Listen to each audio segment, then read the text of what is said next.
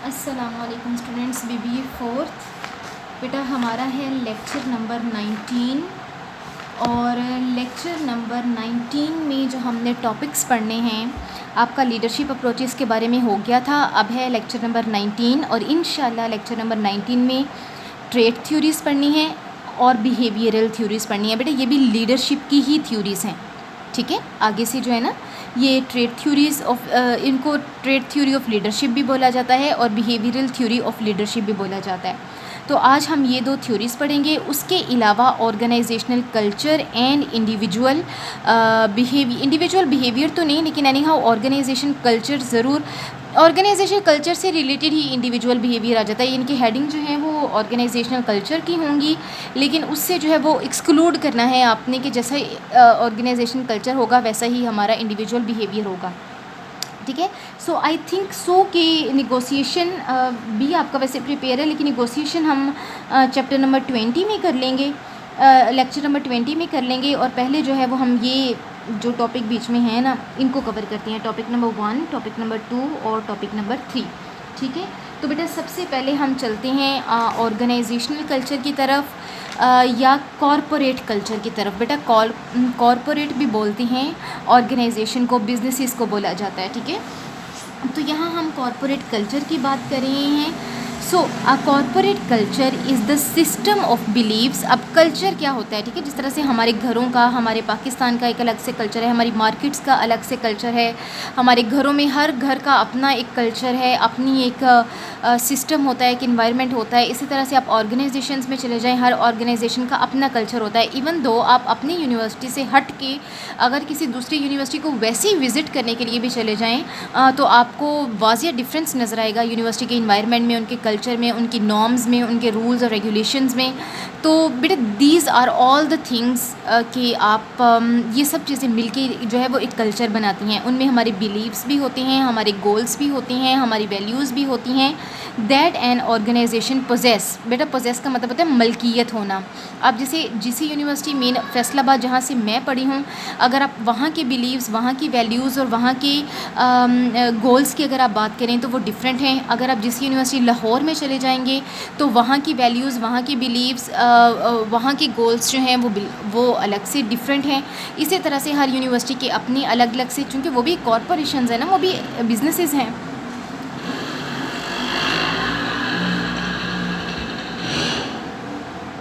तो एक यूनिवर्सिटी जिस चीज़ को पोजेस करती है उसको हम कहते हैं कि ये उसका कल्चर है, ठीक है। अब ये हम बात कर रहे थे पोजेशन की। अब बेटा हम आगे चलते हैं कि many aspects of an organisation influence the corporate culture including work place environment. अब कल्चर को बनाने में कौन कौन सी चीज़ें जो हैं वो इन्वॉल्व होती हैं। आपकी वर्क प्लेस इन्वायरमेंट होता है, कम्युनिकेशंस होती हैं, कम्युनिकेशन नेटवर्क्स। बेटा कम्युनिकेशन नेटवर्क का मतलब होगा कि अपवर्ड कम्युनिकेशन है, डाउनवर्ड कम्युनिकेशन है, या फ्री कम्युनिकेशन है, या 360 डिग्री असेसमेंट है। जो भी है ये सब चीज़ें मिलकर जो है ये आपका बनाती हैं। And the managerial philosophies. Managers की फ़िलोसफी क्या है मैनेजमेंट के पीछे, ये सब चीज़ें जो हैं ये आपकी ऑर्गेनाइजेशन का कल्चर बनाती हैं। Strong cultures cause employees to march to the same beat and create high levels of employee motivation and loyalty. बेटा कहने का मतलब ये कि जितना स्ट्रॉन्ग, अच्छा और पॉजिटिव कल्चर होगा किसी भी ऑर्गेनाइजेशन का, उतने ही उसके एम्प्लॉयज़ ज़्यादा मोटिवेटेड होंगे और लॉयल होंगे उस ऑर्गेनाइजेशन के साथ। Corporate culture also provides control and structure to the company. अब कल्चर जो होता है वो किसी भी घर का बात कर लें, किसी भी ऑर्गेनाइजेशन का बात कर लें, वो उसका एक कंट्रोल होता है, प्रॉपर एक कंट्रोल होता है, ठीक है। यानी कि जो एक चीज़ें सेट हो जाती हैं, लाइक मैं आपको इसकी एग्जांपल इस तरह से देना चाहूँगी। यस, हम हमारी ईद के इवेंट्स का कल्चर ले लें। हमारे पाकिस्तान में क्या होता है या पंजाब में क्या होता है, सिंध, सरहद, बलोचिस्तान और केपी के वगैरह की तो मैं बात नहीं करी, लेकिन let's think about the Punjab, ठीक है। पंजाब में जब ईद होती है तो ये ऑलमोस्ट शायद पीछे सदियों से चला आ रहा है कि ये कल्चर है हमारा कि ईद की सुबह के वक्त जो है वो हर घर में कुछ ना कुछ मीठी डिश बनती है, ठीक है। वो सवैयाँ हो जाएं, वो कस्टर्ड हो जाए, वो फिरनी हो जाए, वो कुछ भी हो जाए, लेकिन ये एक कल्चर है जिसने कि जो कि बाउंड भी है, जो रिवायत भी बन गई है। उसके बगैर ऐसा लगता है कि जैसे ईद शुरू ही नहीं हुई, ठीक है ना। तो उसके बाद जो है वो ऐसे लगता है कि जैसे ईद शुरू ही नहीं हुई, ठीक है। तो बेटा ये जो कल्चर्स होते हैं ये बेसिकली हमें अपने कंट्रोल में भी ले लेते हैं। जैसे हमारा बिलीफ है कि एक घर की जो खातून है उसे अपनी ड्रेसिंग में, अपनी बोलचाल में, बाहर घर से बाहर निकलने में, घर के अंदर रहने में उनकी हम बड़े एक मैनर्ड वे जो है वो उन सब चीज़ों को अडॉप्ट करते हैं। और घर का हर मर्द, चाहे वो भाई है, वो शोहर है, वो बाप है, वो चाहता है कि हमारे घर की जो ख़वातीन हैं वो अच्छे तरीके से रहें और डिसिप्लिन्ड वे में रहें। चूँकि शायद एक गैरत का भी इशू होता है और कुछ अच्छा एक पर्सनल कुछ होती हैं चीज़ें। तो बेटा एनी हाउ, लेकिन वो चीज़ें हैं जो कि हमारे कल्चर का, हमारे इन्वायरमेंट का हिस्सा बन जाती हैं और कहीं ना कहीं वो हमें कंट्रोल करने लगती हैं। अगर वो चीज़ें ना हो तो हम खुद को फ्री महसूस करते हैं और हमें ऐसे लगता है कि no one is there to control us, to supervise us. तो बेसिकली ऑर्गेनाइजेशंस में बिल्कुल ऐसा ही है कि organisation corporate culture also provides control and the structure to the company। समझ में आ गया ना। having a strong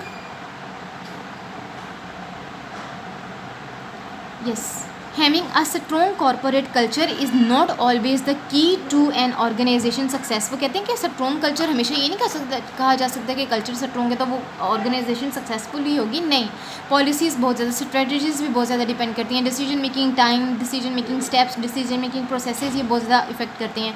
if the corporate culture is an obstacle to change, अगर आपका कल्चर आपके लिए एज अ हर्डल बन रहा है, वो आपको आपके गोल्स अचीव करने नहीं दे रहा, तो इसको चेंज करना चाहिए। It can hinder a company's performance, ये किसी भी कंपनी की परफॉर्मेंस को नुकसान पहुंचा सकता है। And ultimately to its success, और इसकी सक्सेस को क्या कर सकता है, ख़त्म कर सकता है। Misdirected culture can lead employees to strive for the wrong goals, और अगर मिस डायरेक्टेड कल्चर होगा तो वो आपके एम्प्लॉयज़ को गलत गोल्स की अचीवमेंट की तरफ जो है वो मार्चअप कर देगा, ठीक है। सो बेटा ये था इंट्रोडक्शन आपके कल्चर का, ठीक है। ये paragraph, this paragraph was all about the culture, the definition of the culture you can exclude from it. बेटा अगला जो है वो हम बात करते हैं कि एक ऑर्गेनाइजेशन के कल्चर की कैरेक्टरिस्टिक्स क्या होती हैं, ठीक है। तो बेटा अगर जब हम कैरेक्टरिस्टिक्स की बात करते हैं तो सबसे पहले कि ये केयरिंग होनी चाहिए, ठीक है। कल्चर जो है वो केयरिंग होना चाहिए। जैसे घर में होता है ना, हमारे अब्बा अब्बा ने हमारी तरबियत, एक घर का इन्वायरमेंट ऐसा किया होता है कि हर बड़ा बहन भाई छोटे बहन भाई की केयर करता है, उसको कोई नुकसान हो जाए, चोट पहुंच जाए या कुछ भी किसी किस्म का कोई इशू आ जाए तो वो सब मिल के जो है वो उसको जो है वो उसके इशू को रिजॉल्व करने की कोशिश करते हैं। इसी तरह से ऑर्गेनाइजेशंस में भी होना चाहिए, एक दूसरे के लिए केयर बिहेवियर होना चाहिए, ठीक है। अब इंडिविजुअल बिहेवियर इसी तरह से आ जाता है कि हर बंदे का एक दूसरे के लिए इंडिविजुअल केयरिंग बिहेवियर होना चाहिए। जैसे आप अपनी मिसाल ले लें कि आप की क्लास में जो है वो लेट्स सपोज़ कि 22 स्टूडेंट्स हैं। अब उन 22 स्टूडेंट्स के बीच में एक जो रिलेशनशिप होना चाहिए वो केयर का होना चाहिए, ताकि अगर किसी को कोई भी किसी भी किस्म का प्रॉब्लम है और वो किसी एक फ्रेंड से डिस्कस करे तो सारे फ्रेंड्स मिलके जो है वो उसको हेल्प आउट करें, उसकी मदद के लिए भागें, ठीक है। तो इसी तरह से जो है ऑर्गेनाइजेशन में एम्प्लॉयज़ के बीच में भी ऐसा होना चाहिए कि बगैर एक दूसरे की टांग खींचने के, एक दूसरे की मिस्टेक्स को हाईलाइट करना, एक दूसरे के रॉन्ग बिहेवियर पर उसको इंसल्ट कर देना, उसको जलील कर देना, उसको टॉर्चर करना, इन किस्म के जो कल्चर है, कल्चरल इन्वायरमेंट है, इससे हट के जो है वो एक केयरिंग इन्वायरमेंट होना चाहिए, ठीक है। बेटा मैं इनको एक्सप्लेन नहीं कर रही, लेकिन एनी हाउ ये पूरे का पूरा डाटा आपके पास है। जैसे जैसे आप, ये ब्लर क्यों हो गया है आपका image,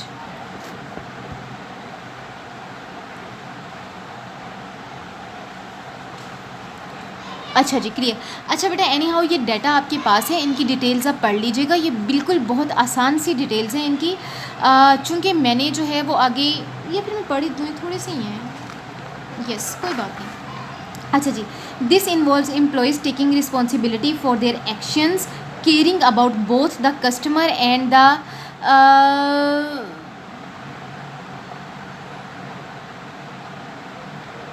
the good of the company. Customer and the goodwill आना था बेटा, यहाँ पे ये मिस्टेकन है। अच्छा जी, both the customer and the goodwill of the company, it creates high quality customer service and the positive atmosphere in which to work. Okay बेटा आगे है चैलेंजिंग कल्चर, चैलेंजिंग होना चाहिए। If the CEO of the company states that the employees should think out of the box, यानी कि आपने महदूद नहीं रखना अपनी सोचों को, बस जितना कहा लकीर का फ़कीर नहीं बनना, बल्कि आपने उससे आउट ऑफ द बॉक्स निकल के भी कुछ सोचना है। But then squashes ideas because of their perceived chance of failure, contradictory environment is created. अच्छा बेटा अब इसमें क्या देखिए कि CEO ने जो है वो ये भी कहा है कि एम्प्लॉयज़ जो हैं वो आउट ऑफ द बॉक्स होके सोचें, लेकिन जैसे ही वो सोचने लगते हैं वो अपने आइडियाज़ उन पे इम्पोज कर देता है, तो फिर इससे जो है वो कॉन्ट्राडिक्टरी इन्वायरमेंट क्रिएट हो जाता है कि लड़ाई इख्तिलाफ वाला इन्वायरमेंट जो है वो क्रिएट हो जाता है, जो कि एक नेगेटिव बात है। In this type of situation a challenge to conventional thinking and performing causes employees to fear losing their job. अच्छा वो कहते हैं कि जब इस किस्म की कन्वेंशनल थिंकिंग हो जाएगी और एम्प्लॉयज़ को चैलेंज किया जाएगा कि भाई नहीं हम पे इम्पोज भी करें अपने आइडियाज़ और आप अपने भी आइडियाज़ हमें दें, तो ये एम्प्लॉयज़ के लिए बहुत टफ हो सकता है, जिसकी वजह से एम्प्लॉयज़ की परफॉर्मेंस भी इफेक्ट हो सकती है और हो सकता है कि वो जॉब भी छोड़ के चले जाएँ। Creative employees will leave and a culture of yes man will be created. अब वो कहते हैं कि जो क्रिएटिव जो बेचारे मजबूरी के मारे बंदे हैं, जिन्हों को घरों में तनख्वाहों का घर चलाने का खर्चा है, वो तो बेचारे अपने ओनर की तरफ से हर जो है वो नेगेटिव हर दबाव जो है वो बर्दाश्त कर लेते हैं, लेकिन जो मोटिवेटेड क्रिएटिव एम्प्लॉयज़ हैं वो छोड़ जाएंगे, वो ऐसे इन्वायरमेंट में नहीं रहेंगे, और लेकिन जो बाकी रहेंगे वो येस मैन वाले कल्चर में रहेंगे कि जो बॉस ने कहा yes sir yes sir yes sir. ठीक है। अच्छा बेटा अगला है risk. A successful company will be able to manage risk and even turn it into the strategic and the profitable advantages. ठीक है। It involves paying attention to the reputation and the earnings. Employees must anticipate the consequences of their decisions and the actions. Employees must anticipate, employees को तवज्जो देनी चाहिए of the consequences, उन नताइज पे जो उनके डिसीजन से और उनके एक्शन से आते हैं। This type of risk management can add significant share holder value. Okay बेटा अगला है एथिकल, यानी कि करेक्टरिस्टिक क्या है कि आपका कल्चर एथिकल होना चाहिए। Often ethics can be the glue that holds the culture of an organisational together. ठीक है। एथिक्स क्या होते हैं, कहते हैं कि किसी भी ऑर्गेनाइजेशन के कल्चर के लिए एज अ ग्लू काम करते हैं। ग्लू मीन्स के ग्लू का तो पता ही है, गोंद की तरह काम करते हैं, जो जोड़े रखते हैं उस कल्चर को, मेंटेन किए रखते हैं लॉन्ग टाइम पीरियड तक भी। An effective leader should create a written ethical code for the organisation. बेटा एथिकल कोड का मतलब ये है कि जैसे आप हॉस्पिटल्स में मोस्टली ये देखने को मिलता है कि जब हॉस्पिटल में जाते हैं तो उन्होंने डूज़ और डोंट्स बनाए होते हैं, चार्ट्स बना के लगाए होते हैं हॉस्पिटल में। तो इसी तरह से ऑर्गेनाइजेशंस में भी ऐसा होता है कि एथिकल कोड का मतलब है कि डूज़ और डोंट्स जो हैं वो मेंशन होते हैं हर एक के पास, और वो रिटन फॉर्म में होते हैं। अब जैसे बैंक्स वगैरह में जो है वो बाकायदा हर एम्प्लॉय को जो है वो हर मंथ में या जब भी उनकी ये वर्कशॉप्स वगैरह होती हैं या जब भी उनकी ट्रेनिंग्स वगैरह होती हैं, वो एम्प्लॉयज़ को बाकायदा रिटन फॉर्म में कोई 2 से 4 इस तरह के नोट्स की फॉर्म में पेजेस देते हैं, और उसके ऊपर जो है वो एथिकल कोड जो है वो मेंशन होते हैं, डूज़ एंड डोंट्स मेंशन होते हैं। This code of ethics should not only B enforced but continuously री इन्फोर्स्ड। ठीक है। वो कहते हैं कि सिर्फ इसको इन्फोर्स सिर्फ एक दफ़ा आपने इम्प्लीमेंट करवा दिया ये काफ़ी नहीं है, इसको कंटिन्यूस आप ऐसा इन्वायरमेंट क्रिएट करें कि वो अगेन एंड अगेन एम्प्लॉयज़ की प्रैक्टिस में वो सारी चीज़ें आएँ। The employees ethics should serve as a standard by which the performance is evaluated. Focus, there is a saying, focus का मतलब क्या है कि if you don't know where you are going then any road will take you there. ठीक है। अगर आपको नहीं पता कि आप कहाँ पे जा रहे हैं तो आप कोई भी रास्ता अगर चूज़ करेंगे तो वो आपको वहाँ तक ले जाएगा। बेटा ये बीइंग अ मुस्लिम तो हमारा कल्चर से बिलीफ का जो कल्चर में अपनी बिलीफ का वर्ड पढ़ा है ना, उसके इंट्रोडक्शन जो पहला मैंने आपको पैराग्राफ, तो बीइंग अ मुस्लिम तो हमारा ये अकीदा है कि अगर हमसे कोई ज़िंदगी की प्रॉब्लम किसी स्टेज पे जाके हम फंस गए हैं, हम वहाँ से नहीं निकल पा रहे और हमें नहीं पता चल रहा कि हमने किस तरह से निकलना है, कौन सा रास्ता चूज़ करें, तो आप जिस भी रास्ते को चूज़ करेंगे वो on the trust of Allah we believe कि हम कहीं ना कहीं पहुंच जाएंगे अच्छी जगह पे। ठीक है। तो इसी तरह से ऑर्गेनाइजेशंस के बारे में कहा जाता है कि if you don't know where you are going then any road will take you there. A leader has done his or her job well if the managers have a sense of continuity. अब ये कि तसलसल के साथ चलना है, अगर आप रुक गए तो फिर कोई भी रास्ता आपको आपके मंजिल तक नहीं लेके जा सकता। कंटिन्यूटी जो है वो बहुत ज़्यादा ज़रूरी है। If they know where the company और द ऑर्गेनाइजेशन इज़ हेडिंग, अगर पता भी नहीं है कि ऑर्गेनाइजेशन का कल्चर का अल्टीमेट गोल क्या है, कहाँ पे जा रहे हैं, तो एट दैट सिचुएशन भी आपको जो कंटिन्यूटी है, जो एक चलते रहना है, वो आपको हेल्प आउट करेगा. If managers feel that the direction of the organisation is decided on by which way the wind is blowing, that they goals will not be met. बेटा ये भी बात है कि अगर ऑर्गेनाइजेशन ने ये सोचना शुरू कर दिया ना कि वो जैसे बोलते हैं कि बहना उसी तरफ को चाहिए जिस तरफ पानी का बहाव हो. ठीक है, ये बड़े समझदारों की बातें हैं. तो लेकिन एनी हाउ, तो ये किसी तरह से कहते हैं कि परिंदे जो हैं वो चीज़ें उसी तरफ को उड़ती हैं जिस तरफ को हवा का बहाव हो, या जिस तरफ को आपको हालात आपको लेके जा रहे हों. लेकिन एनी हाउ, ये भी चीज़ें कहीं ना कहीं तकदीर पे जब बात आती है तो ये चीज़ें सही साबित होती हैं. लेकिन हाँ, अगर एक लीडर की जब आप बात करते हैं, अगर वो एम्बिशियस है, वो स्ट्रॉन्ग है, वो डिटरमिन्ड है, तो वो हवाओं का रुख बदल भी सकता है. ठीक है ना. तो और अपने गोल की मीटिंग को जो है वो पॉसिबल बना सकता है. बेटा आगे हम चलते हैं ट्रस्ट की तरफ. Mutual trust is an important hallmark of the effective leadership. Management should trust the leader and the leader should trust the management. It is important to note that the micromanaging can kill the trusting culture. When the employees come to the trust on one another, it creates a team environment where everyone is working for the common goals of the organization. But अगर है merit based culture, organization often meet their goals by rewarding employees' performance based on the merit.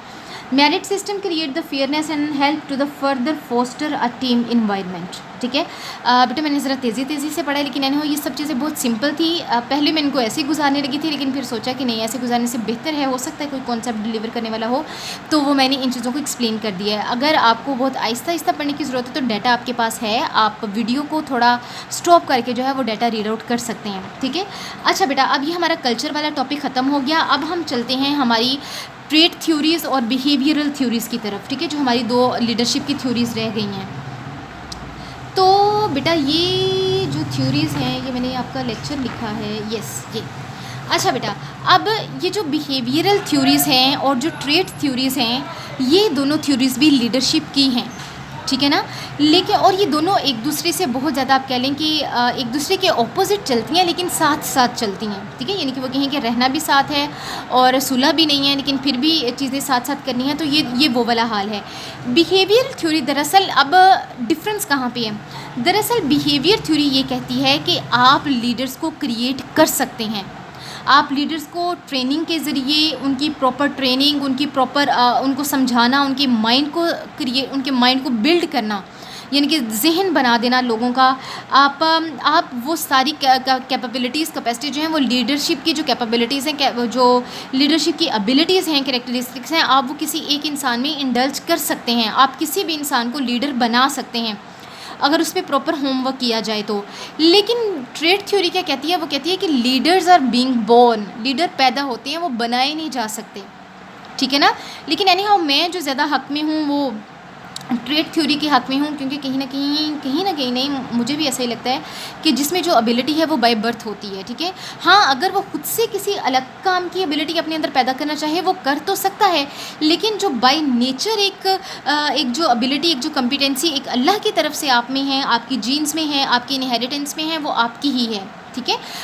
वो आप मुश्किल से मुश्किल हालात में भी वो आपको आसान लगता है. अब जैसे फॉर एग्जांपल मैं आपको एक छोटी सी मिसाल देती हूँ कि मुझे मैथ्स करना पर्सनली, क्योंकि वो मेरी फील्ड नहीं है, मेरी लाइन नहीं है, मैंने सिर्फ मैट्रिक तक ही मैथ पढ़ा है, उसके बाद मेरा मैथ से कोई वास्ता नहीं है, क्योंकि मुझे ऐसा लगता है कि मैं मैथ कर ही नहीं सकती.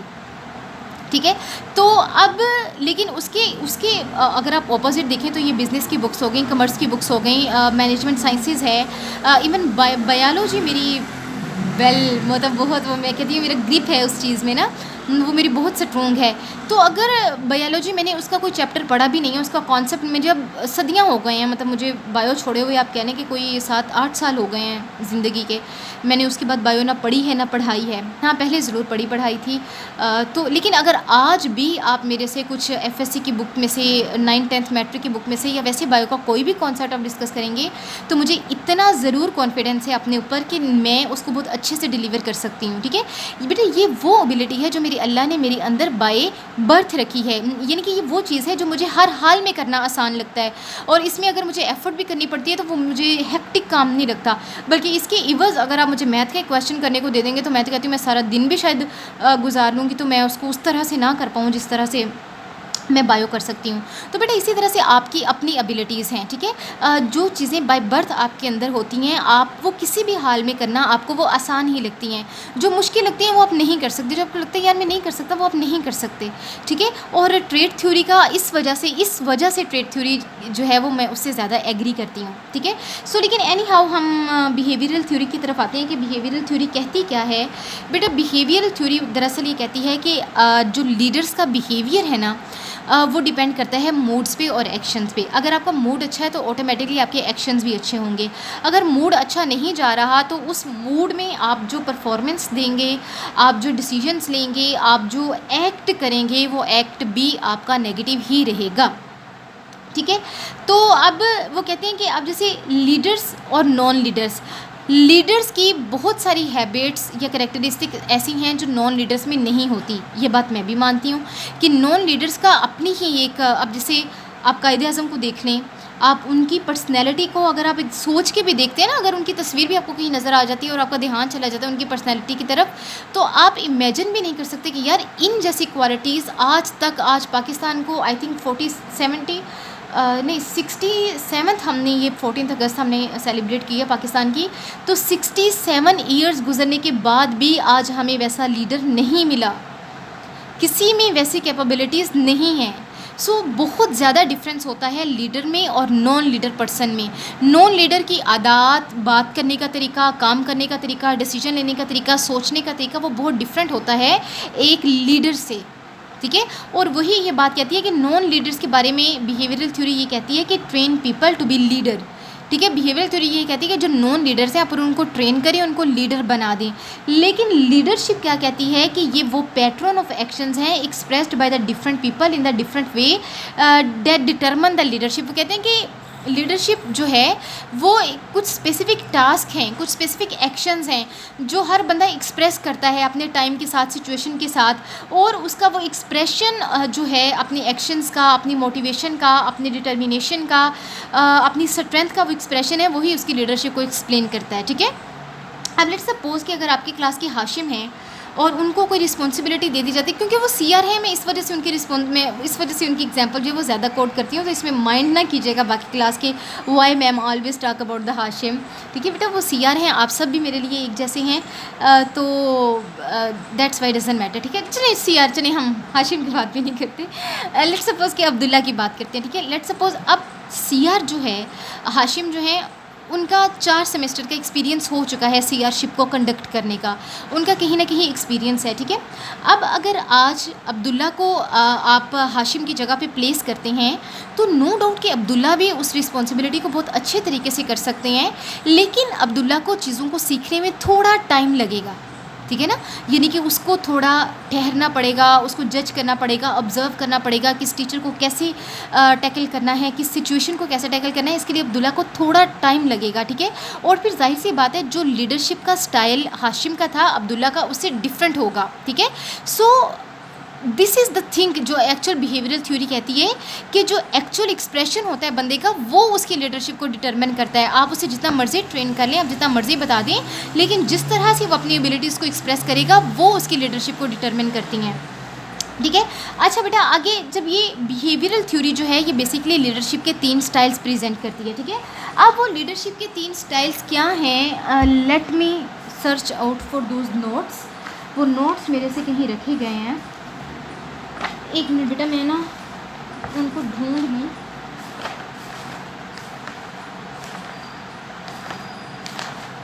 हाँ जी, ये देखें।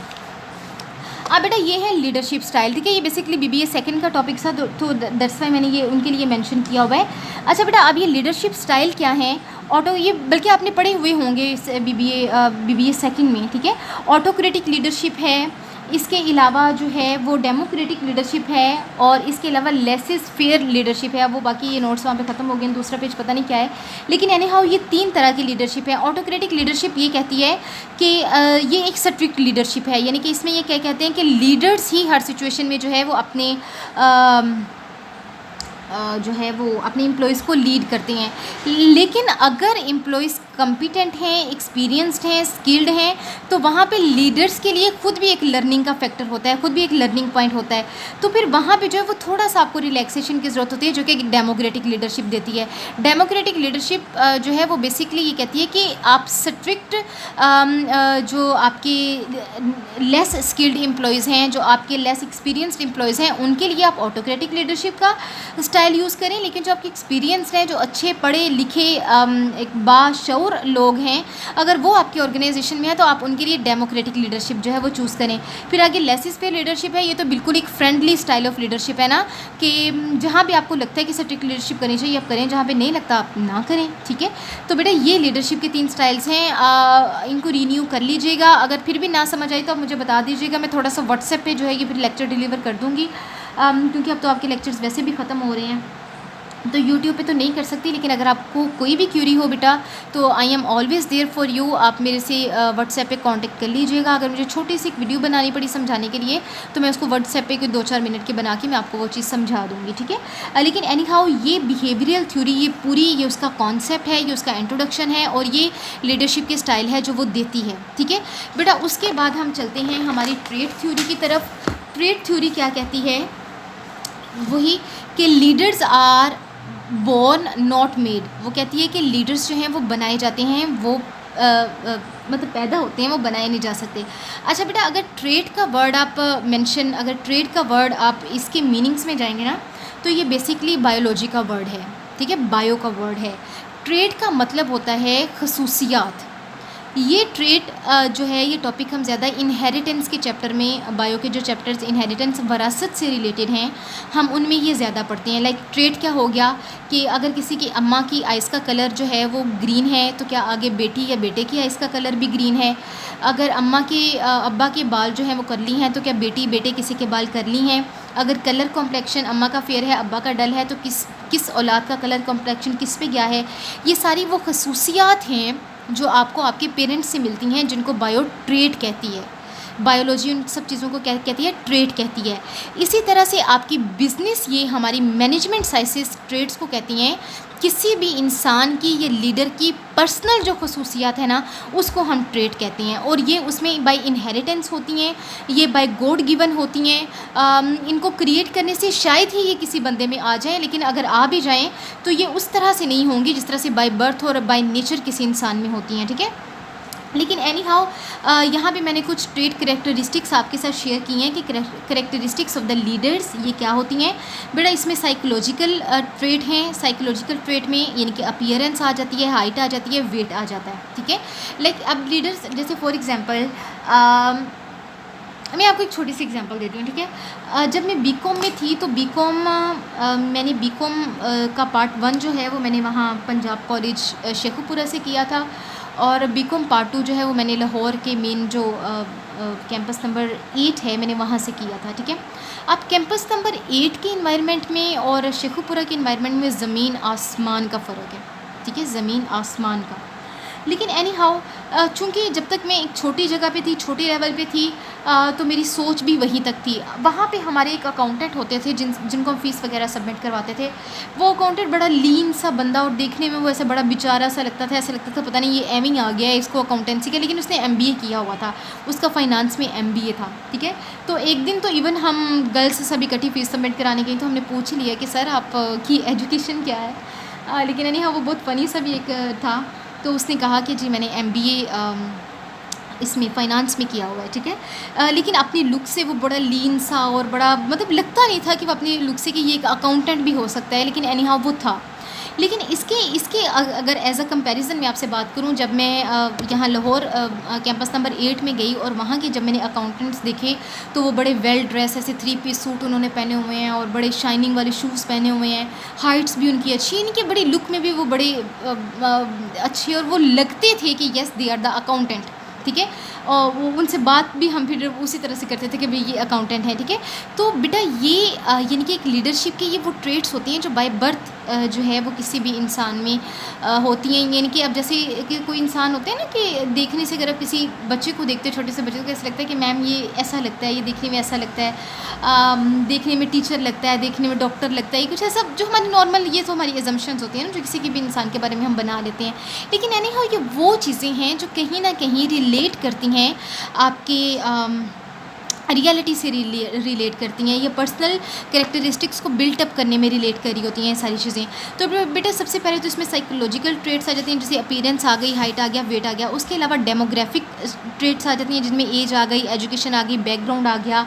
उसके बाद पर्सनैलिटी ट्रेट्स यानी कि जिसमें कॉन्फिडेंस और इंटेलिजेंस लेवल आ गया।